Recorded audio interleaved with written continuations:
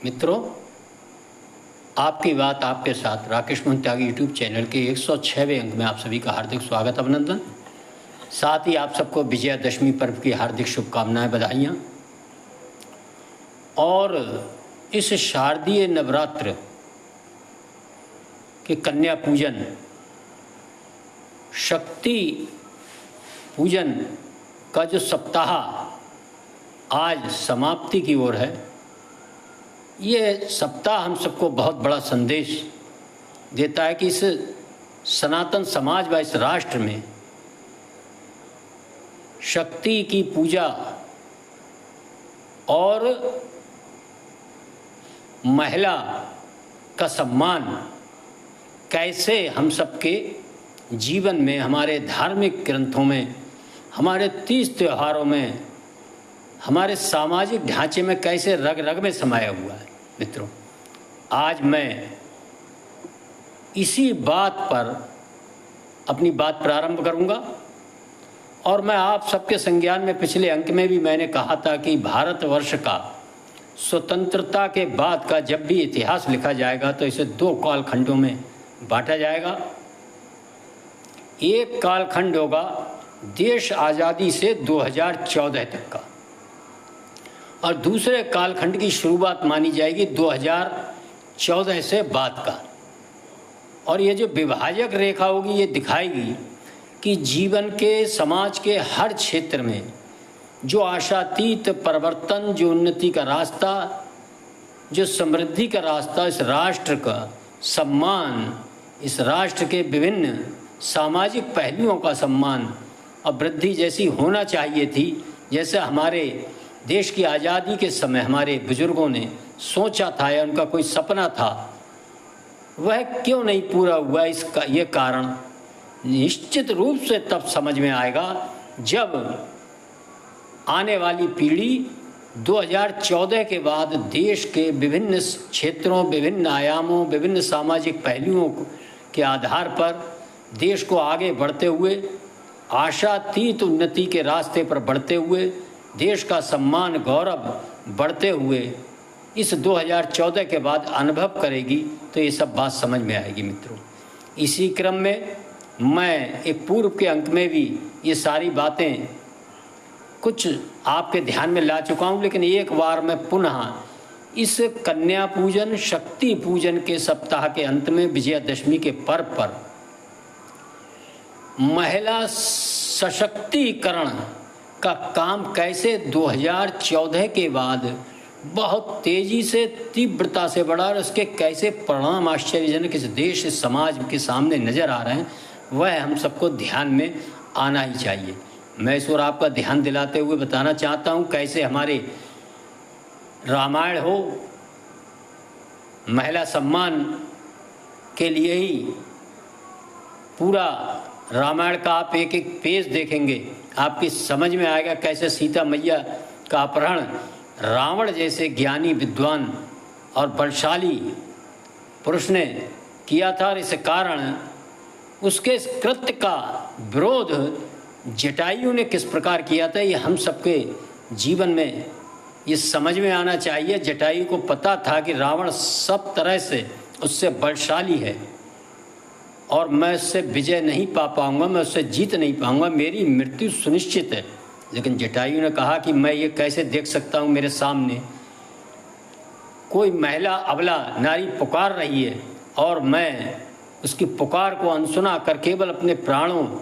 व अपनी कमजोरी का एहसास करते हुए मैं उसकी रक्षा के लिए आगे ना बढ़ूँ तो आने वाला समय मुझे धिक्कारेगा, भले ही मैं मारा जाऊँ। और हम सब ने रामायण के अंदर ये देखा है कि किस प्रकार जटायु ने रावण से संघर्ष किया, वह भले ही उस संघर्ष में सफल नहीं हो पाए, अपना बलिदान देकर वो साक्षात स्वर्ग को प्राप्त हुए थे। मित्रों, हम सब ने देखा भगवान राम ने कैसे अहिल्या माता का उद्धार किया, कैसे माँ शबरी के बेरों को उनके भक्तिपूर्ण ढंग से दिए हुए चख चख कर दिए बेरों को कितनी श्रद्धा के साथ उनको पाया, ये हम सब ने देखा है। ये सब महिला सम्मान के और महिला के प्रति भगवान राम के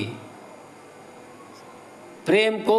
भगवान राम के संस्कारों को दिखाने का काम करते हैं। इसी प्रकार महाभारत काल में भी हम जब देखते हैं जो बड़ा युद्ध, जो ज्ञात विश्व का सबसे बड़ा युद्ध कहा जाता महाभारत, उसके भी कारण में केवल एक महिला के सम्मान के साथ खिलवाड़ करने की भावना से कैसे समृद्धशाली कुरुवंश मृत्यु को प्राप्त हुआ, ध्वस्त हुआ, ये भी हम सबने देखा है। मित्रों, मैं इस क्रम को आगे बढ़ाते हुए मूल विषय पर आता हूँ। 2014 के बाद किस प्रकार इस देश में महिला सशक्तिकरण का एक दौर देखा है, किस प्रकार आदरणीय प्रधानमंत्री जी ने भारतवर्ष के गांव, गरीब, किसान, झुग्गी झोपड़ी के इंसान में रहने वाली महिलाओं, नगरों की मलिन बस्तियों में रहने वाली महिलाओं, जिनको हम देखते थे वो अपनी दैनिक ज़रूरतें पूरी करने के लिए कैसे ट्रेन लाइनों पर, कैसे सार्वजनिक जगहों पर अंधेरा होने का इंतज़ार करते हुए दिन भर कुछ विशेष परिस्थितियों में वह अंधेरा होने का इंतज़ार करती थी। कितना एक शर्मिंदगी भरा ये राष्ट्र के ऊपर कलंक था कि देश की आज़ादी के बाद हम अपनी महिलाओं, बेटियों के लिए शौचालय की भी व्यवस्था नहीं कर पाए थे। मित्रों, इस कारण विश्व के अंदर हमारा सर शर्म से झुका करता था, लेकिन देश के प्रधानमंत्री आदरणीय मोदी जी ने सबसे पहला काम 15 अगस्त पर यही किया था। दूसरा, प्रत्येक खाता, बैंक का खाता खुलवाने का काम, उस खाते के माध्यम से शौचालय का पैसा देने का काम और उस खाते के माध्यम से विभिन्न योजनाएं जो महिला सशक्तिकरण के लिए चली थी, चाहे वो उनके लिए आवास हेतु आया पैसा हो अथवा स्वयं सहायता समूह के माध्यम से महिलाओं को उद्यमी बनाने का काम जो आप सब देख रहे होंगे। मैं इसका ज़्यादा चर्चा न करती हूँ। आप सब ने देखा होगा कैसे गांव-गांव में 10, 20, 30, 40 महिलाएं निकलकर आज बैंकों में, खंड विकास कार्यालयों में जाकर और कैसे छोटे मोटे उद्योग धंधे चलाकर स्वयं सहायता समूह के माध्यम से अपने परिवार व अपने बच्चों का भविष्य उज्जवल करने में सहायक हो रही हैं। ये हम सब ने देखा, महसूस करा। उनका बढ़ता आत्मविश्वास भी हम सब ने देखा होगा, कैसे अधिकारियों के पास जाकर अपने लिए कुछ कार्यों के लिए धन और योजनाओं के बारे में जानकारी प्राप्त करने का काम करती हैं और स्वयं सहायता समूह के महिलाओं के माध्यम से हमने देखा होगा। मित्रों, इसी क्रम में महिला सशक्तिकरण की योजना के अंतर्गत कैसे धीरे धीरे विद्यालयों में बच्चियों की संख्या बढ़ती जा रही है, कैसे खेलों के अंदर बढ़ती जा रही है। किसी प्रकार सरकारी नौकरियों में आप देख रहे होंगे, लेखपाल हों चाहे पंचायत सेक्रेटरी के पद हों, मैं ये नहीं कहता कि अभी पूरी तरह बढ़, लेकिन काफ़ी बड़ी मात्रा में महिलाएं अब आपको नज़र आने लगी होंगी जो पंचायत सेक्रेटरी के पद पे कभी 2014 के बाद आपने सुना भी नहीं होगा कि कोई महिला पंचायत सेक्रेटरी के पद पर होगी या लेखपाल के पद पर होगी। लेकिन अब आपको ऐसी महिलाएं व बच्चियाँ, नवयुवतियाँ इन नौकरियों में बड़े आत्मविश्वास के साथ सम्मानपूर्ण ढंग से कार्य करती सफलतापूर्वक नज़र आती होंगी। चाहे ट्रेन चलाने का मामला हो, चाहे मेट्रो ट्रेन चलाने का मामला हो, चाहे लंबी दूरी की ट्रेन चलाने का हो, और चाहे एयरफोर्स की पायलट का होने का हो, डॉक्टर्स, नर्स आदि इस देश के अंदर जो विभिन्न आयाम हैं, विभिन्न क्षेत्र हैं, हम सब ने देखा है किस प्रकार महिला सशक्तिकरण की विभिन्न योजनाओं के माध्यम से महिलाओं व बच्चियों ने समाज के विभिन्न क्षेत्रों में, नौकरियों के विभिन्न क्षेत्रों में, उद्योग धंधों के विभिन्न क्षेत्रों में अपने कदम मजबूती से बढ़ाना प्रारंभ किया है। उनकी इसी समाज की जो आधी आबादी है, जब वह सशक्त होगी तो निश्चित ही समाज व राष्ट्र सशक्त होगा। और ये परिणाम हम देख रहे हैं। आज भारतवर्ष विश्व की तीसरी अर्थव्यवस्था बननी जा रही है। हम सब ने देखा था, महिलाएं, बच्चियां हमारी खेतों में काम करती थीं, बहुत बड़ा समय उनका कंडे, गोबर, ईंधन, उपलों में बीतता था। आज घर घर निःशुल्क गैस सिलेंडर उपलब्ध, गैस के चूल्हे उपलब्ध होने के कारण, वह समय बचने के कारण महिलाएं अन्य जीवन उपयोगी कार्यों में अपना समय लगा रही हैं। मित्रों, महिला सशक्तिकरण की बात करते हुए मैं आपके ध्यान में एक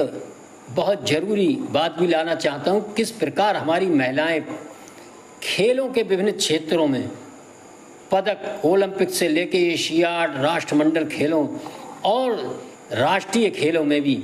लगातार जीतने का काम करती जा रही है। यह भी एक महिला सशक्तिकरण का बहुत बड़ा उदाहरण है। दूसरा उदाहरण, इन्हीं खेल संघों में